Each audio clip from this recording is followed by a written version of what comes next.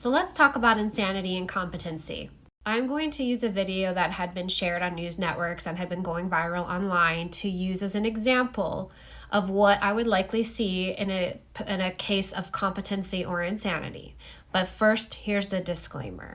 This is strictly for educational purposes only. I am not formally diagnosing. I'm not formally making a clinical opinion or judgment. I've not met this person, nor am I assigned to this person's case. I am just using it as an example to educate on insanity or competency.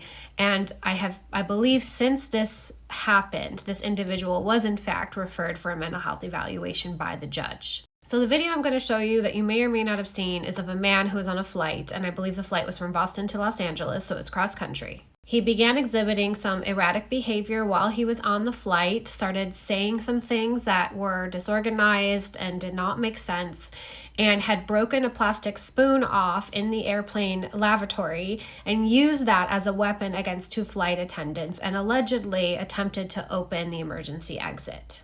First, I'm going to show you the video, and then we're going to walk through it. It's Homeland Security with the gun, because I'm waiting for them to point the gun at me so I can show everybody that I won't die when I take every bullet in that clip to wherever in my body they shoot it, and then I will kill every man on this plane. So where are they? Where's Homeland Security? Pull the gun! Pull the gun! Where are they? You don't have Homeland Security. You're not gonna try and stop me then, huh? So you're all cowards. Okay.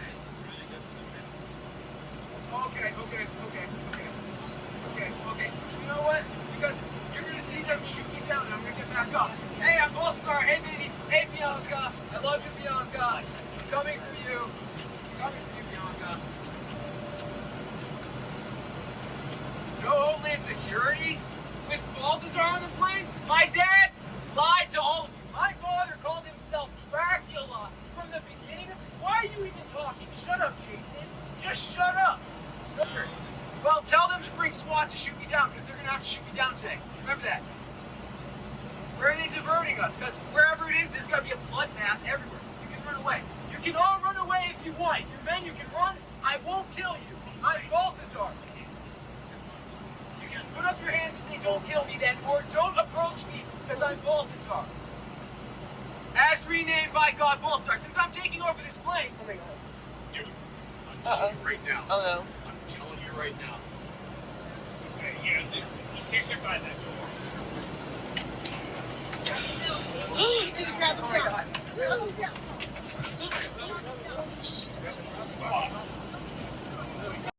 Firstly, shame on you, ABC News, for that caption, "Madman goes on a rampage." I understand that it was a terrifying thing to watch, and if I was on the plane, I'd be terrified amongst everybody else. But madman, let's not call people who are in the middle of a potential mental health episode madmen, because that's stigmatizing. But back to insanity and competency.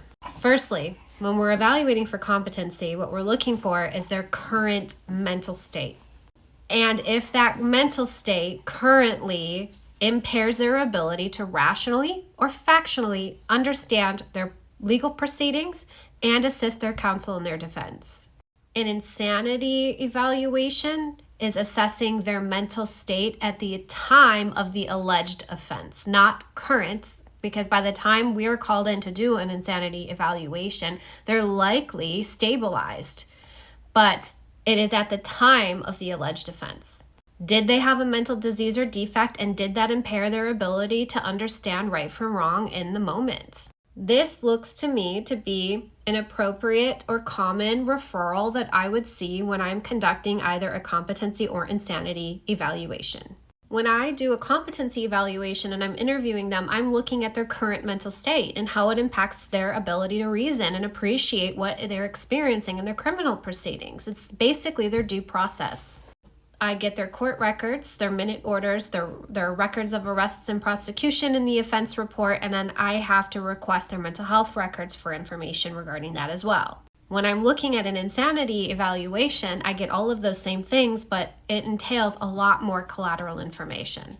Often I'm getting body cam footage from officers during the alleged offense, or security cam footage that if it was caught on a nearby security camera or Ring doorbell. And in this case, this video was likely submitted into evidence.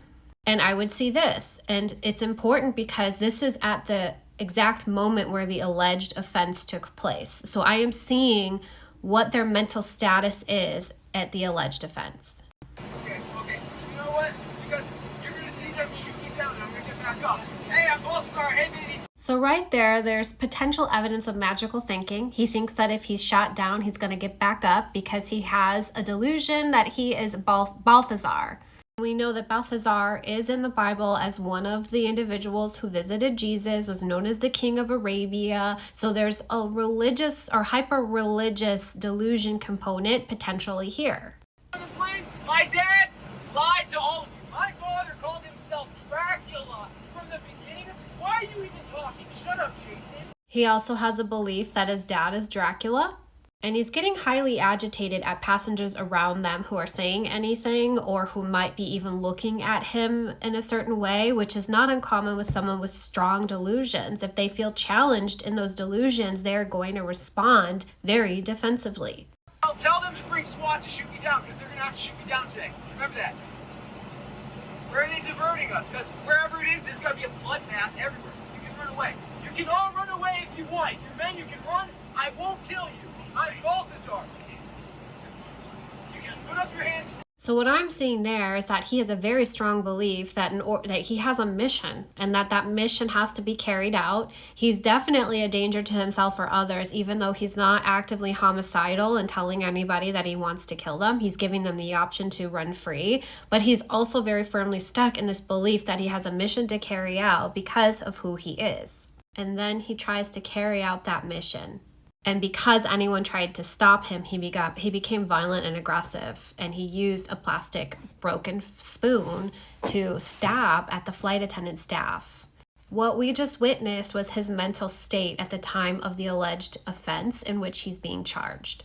Now, I use alleged offense because he's been charged but not yet convicted.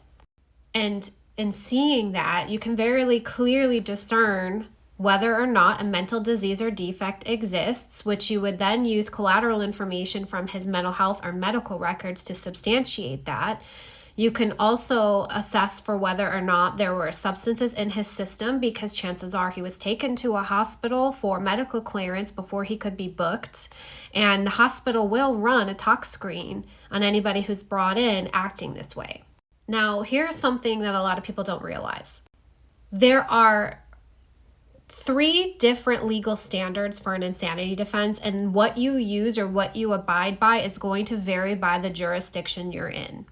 I'm in California, so our standard is the McNaughton standard. And with regard to substances contributing to their mental status at an alleged offense, that will differ by state as well.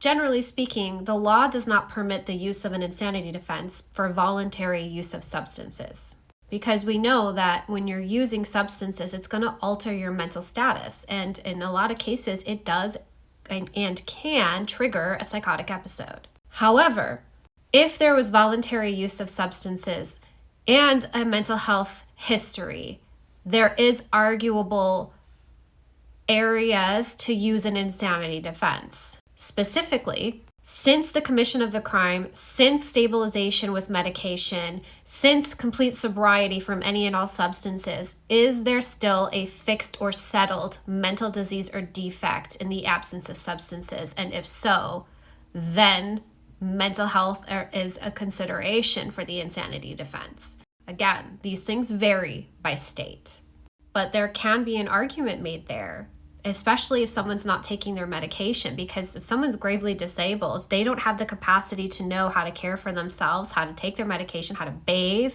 They don't know how substances are harmful. I would not be surprised if, after found competent to stand trial, that his defense attorneys will start an insanity defense in this case.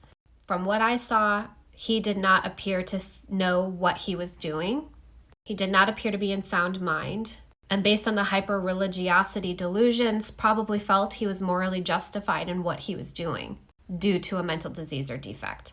But again, that's not a formal opinion, judgment. or diagnosis. I hope you found this educational. Let me know if you want to see more.